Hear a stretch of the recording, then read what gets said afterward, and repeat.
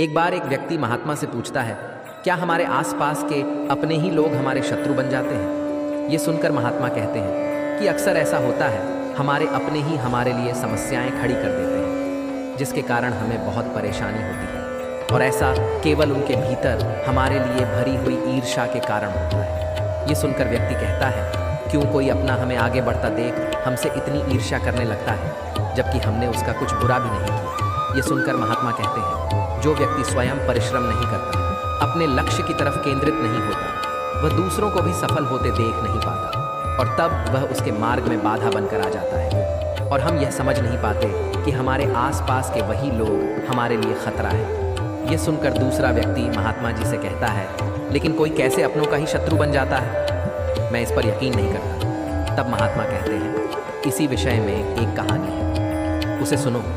एक गांव में एक व्यक्ति रहता था, उसके पास कोई काम नहीं था। एक दिन वह घूमते घूमते गांव के जंगल की तरफ निकल जाता है। जंगल में पहुंचकर वह देखता है कि वहां खूब सारे पेड़ पौधे हैं। ठंड का समय था, हवाएं चल रही थी। व्यक्ति वहीं नीचे पड़ी कुछ लकड़ियों को लेकर बैठ जाता है। तभी बैठे बैठे उसके मन में ख्याल आता है कि इस जंगल में कई सारे पेड़ पौधे हैं। यदि मैं रोज़ यहाँ से पेड़ काट कर ले जाऊँ और उन्हें बेचूँ तो उससे बहुत फ़ायदा होगा।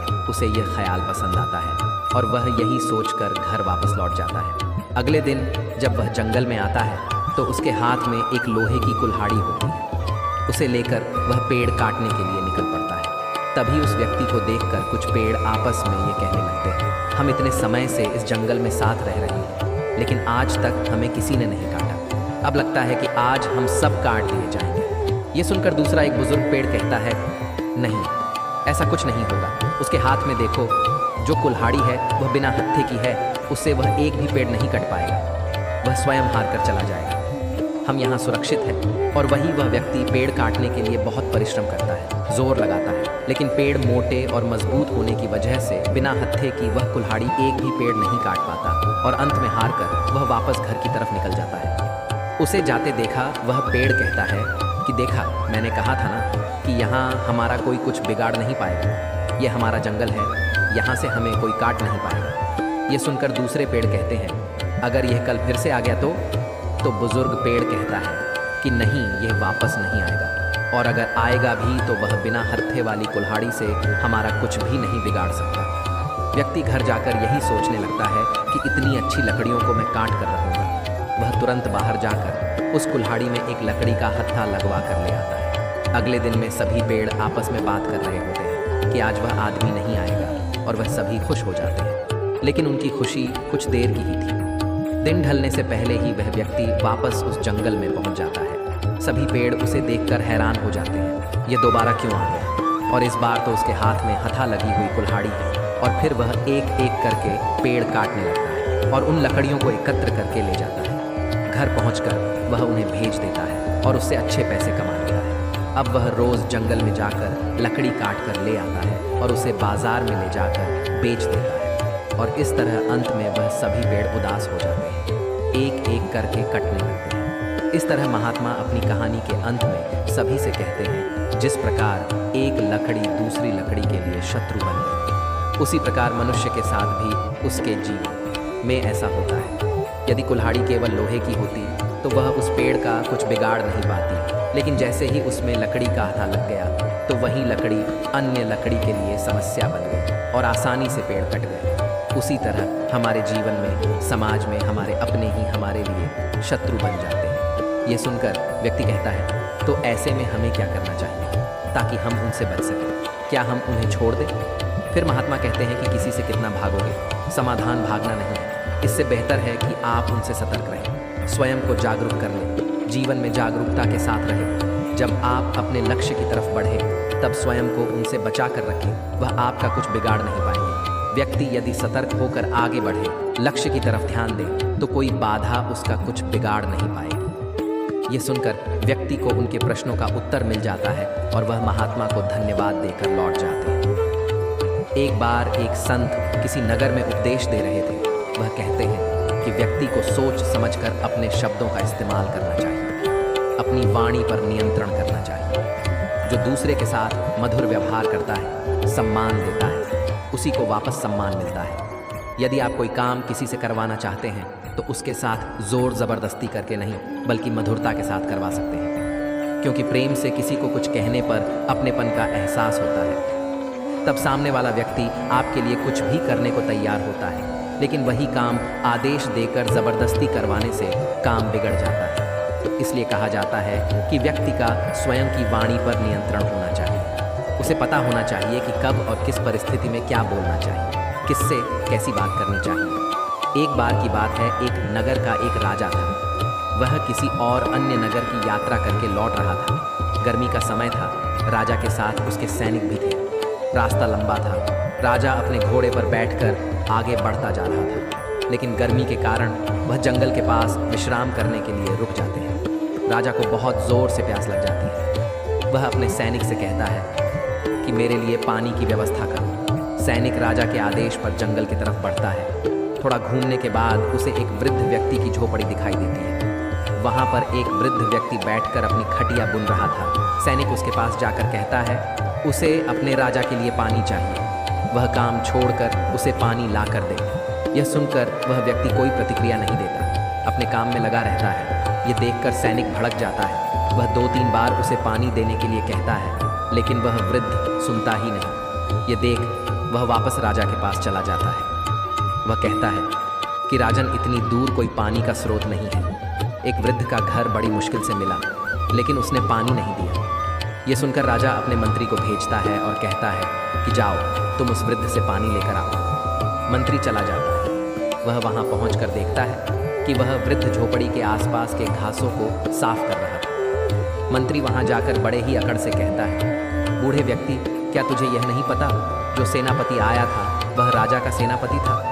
राजा पानी की प्रतीक्षा कर रहे हैं। जा, उनके लिए तुरंत पानी ला कर दे। ये सुनकर वृद्ध कुछ नहीं कहता। मंत्री यह देखकर भड़क जाता है और कहता है कि क्या तू वृद्ध के साथ बहरा भी हो गया है? कब से पानी मांग रहे हैं, लेकिन तू देने का नाम नहीं लेता। जा, पानी लेकर आ, बदले में तुझे कुछ पैसे दे देंगे, तेरा पेट भर जाएगा। ये सुनकर वृद्ध कहता है, रुको, मुझे तुमसे कुछ नहीं चाहिए। तुम स्वयं एक भिखारी हो, तुम मुझे क्या दोगे? तुम तो स्वयं मेरे पास मांग रहे हो, मैं नहीं। जाओ, और मैं तुम जैसे को पानी नहीं दूंगा। यहाँ तेरे जैसों के लिए कुछ भी नहीं है। ये सुनकर मंत्री भड़क जाता है कि एक वृद्ध उससे ऐसे कैसे बात कर सकता है। वह आग बबूला होकर चला जाता है और राजा के समक्ष जाकर कहता है, महाराज, वह एक बहुत ही अकड़ू व्यक्ति है। उसने मुझे पानी देने से इनकार कर दिया, मेरे साथ दुर्व्यवहार भी किया। यह सुनकर राजा कहते हैं, इस बार मैं स्वयं उसके पास जाता हूँ। राजा मंत्री और सारी सेना को वहीं पर छोड़कर उस झोपड़ी की तरफ जाने लगता है। वहां जाकर राजा उस वृद्ध व्यक्ति को प्रणाम करके कहता है, आपके काम में आपको परेशान करने के लिए क्षमा चाहता हूँ। मैं एक यात्री हूँ, सफ़र लंबा था और मुझे ज़ोर से प्यास लग रही है। क्या आप मुझे पानी पिला सकते हैं?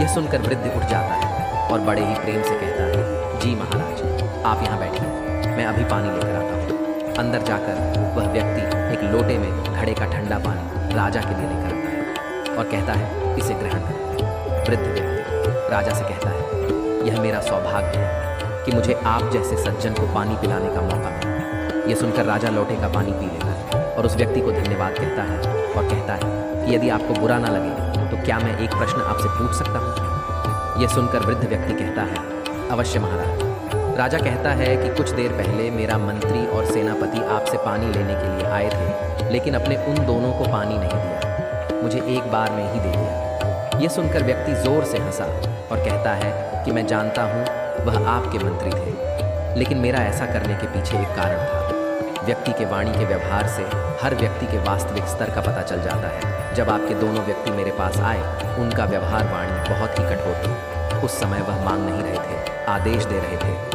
उन्हें नहीं पता था कि किससे कैसा व्यवहार करना चाहिए और क्या बोलना चाहिए। उनका व्यवहार इतना खराब था जो मुझे बिल्कुल पसंद नहीं आया। उन्होंने न केवल दुर्व्यवहार किया बल्कि अपमान भी किया, और ऐसे व्यक्ति की मैं कभी सहायता नहीं करता। और रही आपकी बात, अपने राजा होकर इतनी विनम्रता से बात की, इतनी सहजता से मेरे पास आए, यही काफ़ी था। यही कारण है कि मैं आप ही बात को सुना, उनकी नहीं। बहुत सीधी सी बात है, कोई भी व्यक्ति क्यों ना हो, चाहे राजा हो या रंग हो, व्यक्ति की वाणी में नम्रता होनी चाहिए, मधुरता होनी चाहिए। हम अपनी वाणी को सदैव मीठा रखते हैं, मधुर वचन बोलते हैं, सभी को एक समान सम्मान देते हैं, प्रेम देते हैं। स्वयं की मीठी बोली से किसी को दुख नहीं बल्कि सम्मान देते हैं, स्नेह देते हैं, तो हर कोई हमें सम्मान देता है, अपने पास चाहता है, उनके लिए कुछ भी करता है। लेकिन वही अगर हम उनके साथ कड़वा बोलेंगे तो कोई कभी भी आपको प्रेम नहीं देगा। आप एक राजा है, अपने वाणी का सहज भाव रखा और परिणाम अब आपके सामने। ये सुनकर राजा उठकर खड़ा हो जाता है और कहता है कि सत्य कहा, आपने व्यक्ति को सोच समझकर बोलना चाहिए। मेरे मंत्री ने आपके साथ जो व्यवहार किया उसके लिए मैं क्षमा चाहता हूँ। इतना कहकर वह वहाँ से आगे बढ़ जाता है। मंत्री और सेनापति के पास जाकर वह कहता है कि आगे बढ़ते हैं। वह दोनों पूछते हैं कि क्या आपने पानी पी लिया? राजा कहता है कि हाँ। ये सुनकर वह कहते हैं कि लेकिन ऐसा कैसे?